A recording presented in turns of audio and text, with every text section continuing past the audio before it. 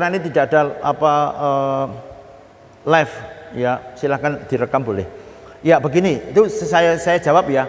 Kenapa ada benda-benda di dimensi roh, dimensi yang keempat, bisa muncul di dimensi yang ketiga?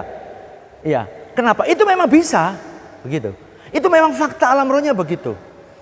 Tadi kan saya ajarkan, ya beberapa waktu yang lalu ya, bahwa dimensi keempat itu sama nyatanya dengan dimensi yang ketiga. Ya, dimensi yang ketiga itu sebenarnya cerminan daripada dimensi yang keempat. Contoh seperti bait Allah, ya tabernakel. Ya itu kenapa ada tabernakel? Tabernakel itu miniatur daripada surga, sama kan? Ya, jadi gini, sesuatu di dimensi yang keempat itu bisa pindah atau berpindah ke dimensi yang ketiga, itu bisa. Ya, tapi biasanya itu karena perpindahan energi itu bisa terjadi sesuatu seperti ledakan, tar, ya, atau cahaya. Bisa berbentuk nyata. Hah? Bisa berbentuk. Iya, iya, akhirnya berbentuk nyata di bumi seperti teluh, ya, teluh santet itu. Jadi teluh santet itu dikirim dari dimensi yang ketiga masuk ke dimensi yang keempat, muncul lagi di dimensi yang ketiga. Ya. Tapi mungkin yang menarik begini, Pak. Setan itu dapat benda-benda itu dari mana? Begitu ya? Itu yang perlu dipertanyakan sebetulnya. Saya beritahu. Setan itu pertama kali dari mana asal usulnya? Malaikat. Iya, Pak ya? Malaikat ya yang memberontak kepada Allah kemudian dilempar jatuh. Benar enggak? Dilempar jatuh. Malaikat itu ciptaan sama dengan kita. Iya Pak ya? Pasti enggak sempurna semua ciptaannya. Dia bukan maha pencipta. Jadi dia tidak bisa membentuk sesuatu benda kemudian dimunculkan di alam nyata. Dia tidak bisa membuat robot, kemudian robot itu dijatuhkan di dimensi yang ketiga. Dia sama dengan kita terbatas. Kalau kemudian dia bisa menjatuhkan benda-benda, jimat-jimat seperti tadi ya, pusaka-pusaka, apa tadi, batu-batuan, permata, itu dari mana? Padahal iblis setan itu kan nggak bawa apa-apa dari surga, dilempar ke bumi. Saya beritahu, kalau tanya itu saya paling tahu karena saya masuk di dunia semacam itu 23 tahun. Itu dari bumi, ya. Jadi benda-benda yang muncul, batu-batu yang bertuah kemudian muncul di dimensi yang ketiga, itu kalau saya dulu seperti meteor ya, sweat gitu jatuh, plak, itu dipegang sudah, ini jadi batu. Juga ketika saya terima itu ketika malam-malam itu sampai lampu gitu saya terangi semua supaya saya tahu kayak apa datangnya. Itu semuanya celap gitu kemudian jatuh di kepala saya. Ya ketemu aja di bawah tempat tidur, saya ambil batu permata warna kuning. Itu isinya jin seperti itu ya, ya batu akik, tapi sudah ada irisan-irisannya.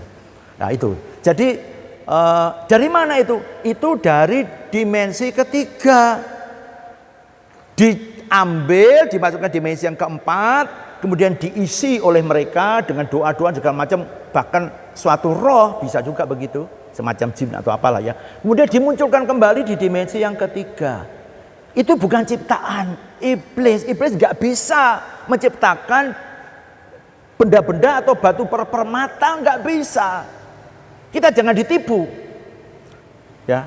Tapi memang bertuah karena tuahnya tentu saja tuahnya versi mereka, pengaruh daripada kerajaan iblis itu saja, ya. Tetapi kalau surga, kalau yang daripada Tuhan itu ciptaan Tuhan. Kenapa? Di tempat kita ada debu emas, debu berlian bisa turun. Ini sampai kontroversi ya.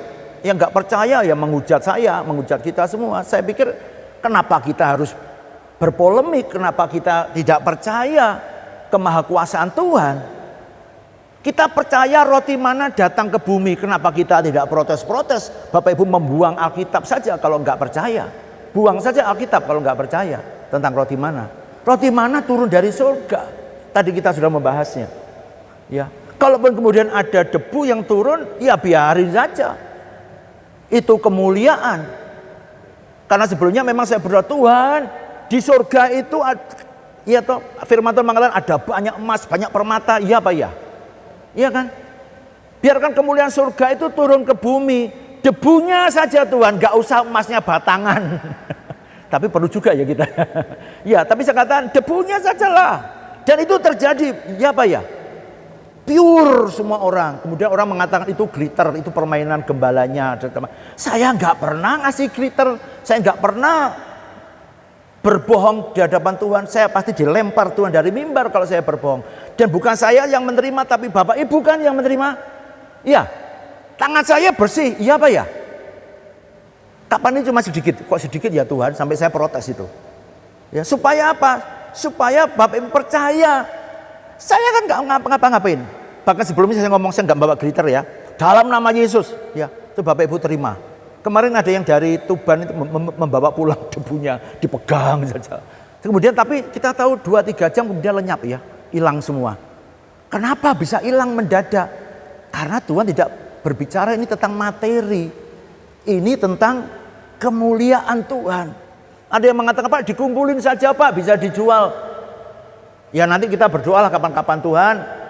Ya jangan cuma dikumpulkan lah, batangan lah. Mungkin ya boleh-boleh saja. Tapi Tuhan bukan Tuhan yang mau mengajarkan kita hal-hal yang seperti itu. Tapi yang jauh lebih berharga adalah penyertaan kerajaan surga atas pelayanan kita. Itu jauh lebih mahal daripada emas perak sekalipun. Ya. Kita bersyukur. Saya besok ke Jakarta tanggal 11, 12, 13. Doakan ya Bapak Ibu ya, Jakarta aman.